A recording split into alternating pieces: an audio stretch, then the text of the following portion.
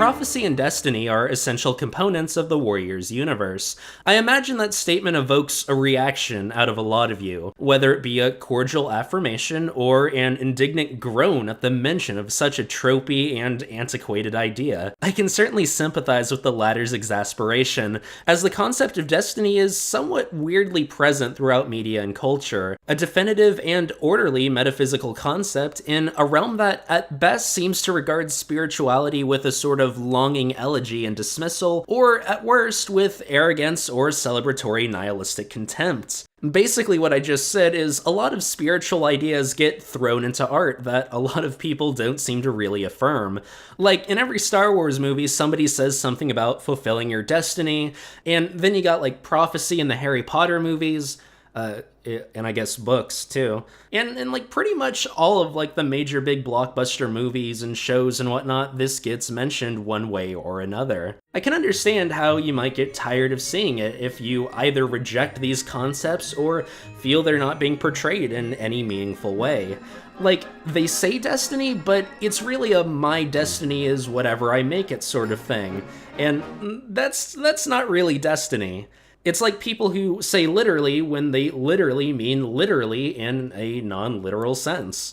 It becomes a joke. Fortunately, Warriors handles the concept of destiny in a pretty authentic way. Destiny is derived from a personal and spiritual force, namely StarClan, who seems to play the role of angels and prophets in the series. In turn, they convey these ideas to medicine cats, who likewise play the role of prophets, in the form of prophecies and I guess delivering prophecies would make you a prophet by definition.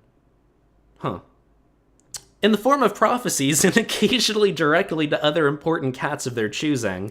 I personally think this plays a lot into the series' success, namely that it portrays an appealing yet not too unfamiliar spiritual structure and hierarchy. The Warrior Code is reminiscent of the Ten Commandments, while StarClan and the Dark Forest are parallels of heaven and hell. These echoes of Christianity and other spiritual traditions in the Warriors books really do well to distance itself from the moniker Game of Thrones with cats, instead putting it more in the genre of children's fantasy occupied by C.S. Lewis's Narnia and J.R.R. Tolkien's Lord of the Rings books. With this genre comes the all-familiar staples, the battle of good and evil, the corruption of good and redemption of evil, and good's ultimate triumph, and, of course, destiny, a sense of longing followed by discovery, wonder, and rebirth before embracing and fulfilling one's destiny. I've seen a lot of people rag on these factors in Warriors, and I can't help but wonder if this is a product of cultural burnout from other things with perhaps shallow or undeveloped moral ontologies. See, in Lewis's novels especially, you can clearly perceive the framework he's working with. Lewis was a popular writer of Christian apologetics, and his stories included language and imagery that connects them with that theology.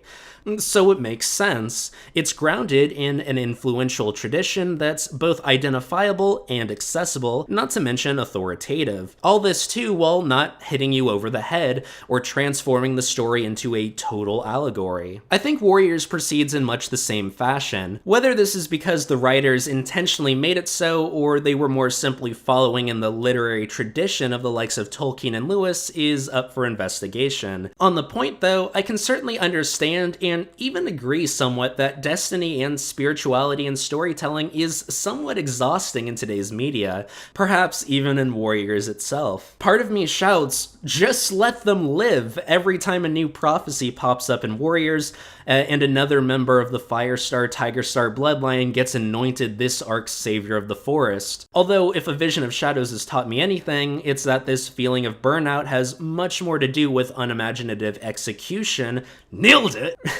rather than being the concept of destiny in general, as the way the new arc addresses and plays with the concept of destiny with regard to Alderheart, Twigpaw, and Violetpaw is the most gripping it's been since The Power of Three. But I think there's another, very very divisive and emotional component to people's take on destiny in both Warriors and real life that's worth addressing. The idea of destiny seems to imply determinism, which in turn seems to deny the reality of free will and, to some, responsibility for our own actions, beliefs, and identities. When conducting an 11th hour poll of my audience on the subject, the vast majority claimed they had free will, while only about a quarter believed their behavior was determined one way or another. Funny enough, when I asked about if the characters of Warriors have free will in-universe, the results even to about 50-50, and spiritual determinism jumped way up in the votes. This makes me think that I was onto something earlier when I said Warriors' appeal is partially derived from its spiritual system, as it's presented well enough to be recognized and even clearly appeal to readers who have real-world biases against it. And not just the spiritual aspect, but the deterministic aspect as well. The truth is, like it or not, Warriors is almost certainly a deterministic world. Before I go any further, I should probably explain what I mean. Basically, determinism just means that everything that happens inevitably. That whether as a result of the material world acting in accordance with the laws of physics, or simply the divine will of God, or whatever the artist formerly known as Butterfly Identity is saying here, our actions are not an unpredictable heat-of-the-moment type thing, but something that is certain to occur even before it happens. So you deciding to like this video and subscribe and give me money on patreon.com/LZRD, yeah, that was all predetermined, I guess. The reason I believe Warriors is like this boils down to prophecies. As readers of the series know, prophecies invariably foreshadow future events, with some even being pretty specific. Now, how exactly would these prophecies be true if free will was involved? Assuming free will, characters have the ability to choose not to fulfill the prophecies. Firestar could have decided not to face Tiger Clan or fight Scourge in battle, or even simply named Lion Clan Leopard Clan instead, and boy, that would have really screwed up this prophecy right here on the screen. Likewise, Bluestar could have decided not to invite Rusty to join ThunderClan, and he might have never saved the forest. And not to mention, that would have made things pretty awkward for whoever came up with the name of the first book. More like, not Into the Wild. I could go on, but I think you get the point. Of course, some of these prophecies can leave things open to multiple interpretations, which could explain why some parts of them seem to be incorrect, but several are specific enough to require certain events to transpire. Now, some people believe the cats of the series do indeed have free will, and that the prophecies are merely foretelling the future, not dictating it. However, if prophecies are just foretellings, then what's the point of them being shared in the first place? Furthermore, would things not be different if they weren't shared? For example, Bluestar tells Firestar that the reason she invited him, Firestar, to the clan was because she had an intuition about the prophecy, that by looking at him, she felt, perhaps wishfully, that he could be what the prophecy was talking about. The fire, to be exact. I think to some degree, these prophecies have a sort of reciprocal relationship with the Cats of Warriors. Yes, they tell the future, but simultaneously they must be conveyed accordingly in order for that future to take place. This makes perfect sense, as there's no apparent reason for the prophecies to be made and given to the characters if they're not supposed to do something with them. If things would happen as they would, even without the prophecies being known, then they serve no purpose. Therefore, since they have a tangible reciprocal effect, this means that the characters' reactions to them are known and thus determined. I'm sure somebody is predictably frustrated with this analysis and me denying the canonical free will of fictional cat characters. I certainly understand this can be a pretty unsettling idea, especially when applied to the real world.